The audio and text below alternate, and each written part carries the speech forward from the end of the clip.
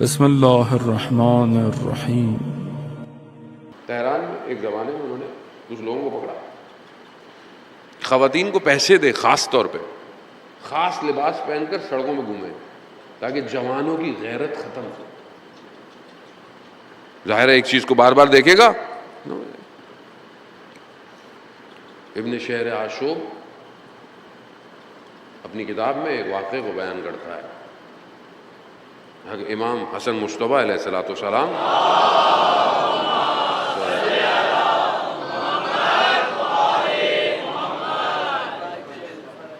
امام نماز پڑھ رہے ہیں، عبادت کر رہے ہیں، ایک خاتون کو بھیجا جو مناسب نہیں تھی تاکہ امام کو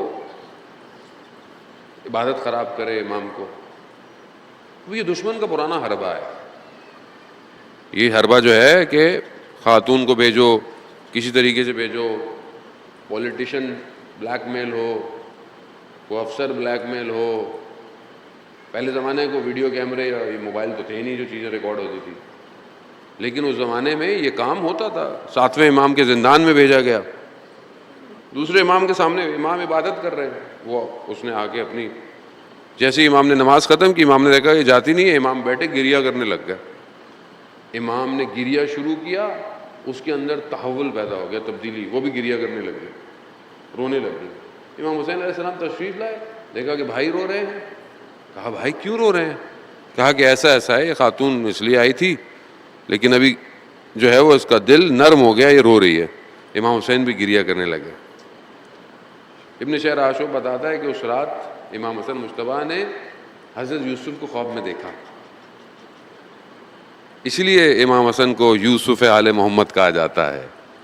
خواب میں دیکھا، کہا کہ میرے پاس بھی آئی تھی لیکن میں نے خدا سے زندان مانگا، قید خانہ مانگا، مگر آپ نے گریے سے سب کچھ تبدیل کر دیا۔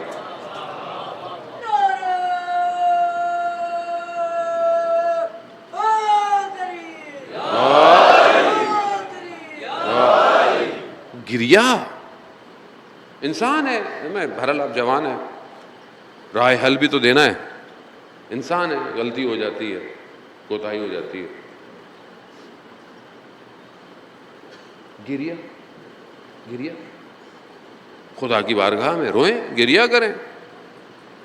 رونا انسان کو تبدیل کر دیتا ہے۔ دعائے کمیل کے جملے ہیں، لا یمکن الفرار من حکومت، پروردگار تیری حکومت سے فرار ممکن۔ اس لیے وہ شخص آیا تھا امام حسن مجتبیٰ کی خدمت میں کہ مولا گناہ کہاں کرے، میں گناہ کرنا چاہتا ہوں۔ امام نے اس کو چند چیزیں بتائیں کہ گناہ کرنا چاہتے ہو ایسی جگہ گناہ کرو جہاں خدا نہیں ہے، خدا کی حکومت نہیں ہے۔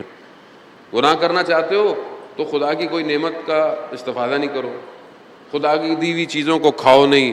ایسے چند چیزیں بتائیں تو اس نے بولا ایسی تو کوئی جگہ ہی نہیں ہے۔ تو کہا تو بس پھر گناہ نہیں کرو، کیوں گناہ کرنا ہے؟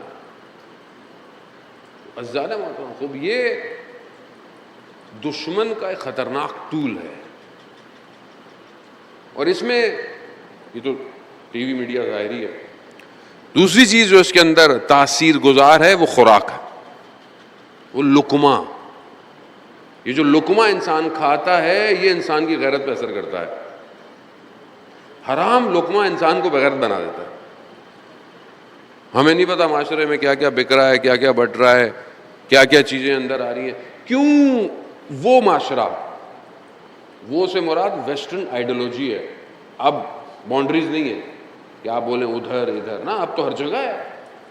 کیوں وہاں غیرت آپ کو نظر نہیں آتی؟ لخت ہو جانا، ساتھ سارے کام کر لینا، کیا چیز ہے؟ سور کا گوشت انسان کو بغیرت بناتا ہے۔ کیوں اسلام اسے منع کر رہا ہے؟ اب ہمیں پتہ ہی نہیں ہے، ہمارے یہاں پتہ نہیں کون کون سی اس میں ملی ہوئی چیزیں، ادھر پیسٹ میں بہت شوق سے ہم باہر کے چاکلیٹیں کھاتے ہیں، چپس کھاتے ہیں، پتہ نہیں کیا کیا کھاتے ہیں، ہمیں کیا پتہ کیا ہے؟ دیکھنا چاہیے بہرحال تھوڑا بہت، جب تک انہوں نے لکھا ہوا، نہ لکھا ہو تو پھر کسی کو بھی کچھ نہیں پتہ کیا ہے۔ خوراک اور حرام، خدا نخواستہ اگر انسان حرام کماتا ہو تو اگر کل کو خود نہیں اولاد خراب ہو تو شکوہ کیسے کریں گے آپ؟ ہم نے خود ہی کیا. کیسے کیسے حادثے جو ہیں وہ امکانات میں ہیں. ذرا سا قطرہ اندر چلا جائے انسان گیا. عزیزان محترم، کربلا پہنچنا آسان نہیں ہے. بڑے مراحل سے سکین ہو کے گزر کر کربلا پہنچتا ہے. اب سمجھ میں آیا 313 کیوں نہیں ہو رہے؟ 313 نہیں ہو رہا ہے. 313 ہیں، فکس ہے، وہ ہیں، ان کی ٹینشن نہیں لیں. 313 کا نام وام سب رجسٹرڈ ہے، وہ لسٹڈ ہیں، اور اچھے خاصے تیار بھی ہیں. ان کی مشکل نیچے ہے. جو ہر ان 313 کے نیچے ہزاروں لوگ چاہیے وہ نہیں ہو رہے. جو امت وسط ہے نا وہ نہیں ہو رہی ہے. جہاں 10,000 15,000 وہ ہر ایک شخص کو نیچے چاہیے، ایک پورا سیٹ اپ چاہیے. ابھی آپ یہاں مجلس کر رہے ہیں، آپ کتنے والنٹیئرز ہیں آپ کے؟ ٹریفک کے لیے، بٹھانے کے لیے، ادھر کرنے کے لیے. حالانکہ ایک مجلس ہو رہی ہے، اس طرح کی پورے شہر میں کتنی مجلسیں ہو رہی ہیں. آپ سوچیں جہاں جہاں مجلس ہو رہی ہے وہاں کتنے لوگ ایک چھوٹے سے کام، چھوٹی سی دیر 1-2 گھنٹے کے لیے کام کے لیے کب سے لگے ہوئے ہوتے ہیں؟ شام سے لگے ہوئے ہیں. ہمیں نظر آتا ہے 1 گھنٹے کی مجلس ہے، لیکن پیچھے محنت بہت ہوتی ہے. تو آپ سوچیں جب حکومت جہانی بنے گی تو کتنے لوگ چاہیے؟ 313 تو کمانڈر ہے، اسے نیچے لوگ نہیں چاہیے. وہی امت وسط تیار کرنی ہے ہم نے. یہ مجلس، یہ عزاداری اسی امت کو تیار کرنے کے لیے ہے. تو یہ ہماری بہت بڑی ذمہ داری ہے. اس میں کوئی سنی، کوئی شیعہ، کوئی مسلک کچھ نہیں ہے. یہ یونیورسل ہے، یہ جہانی ہے.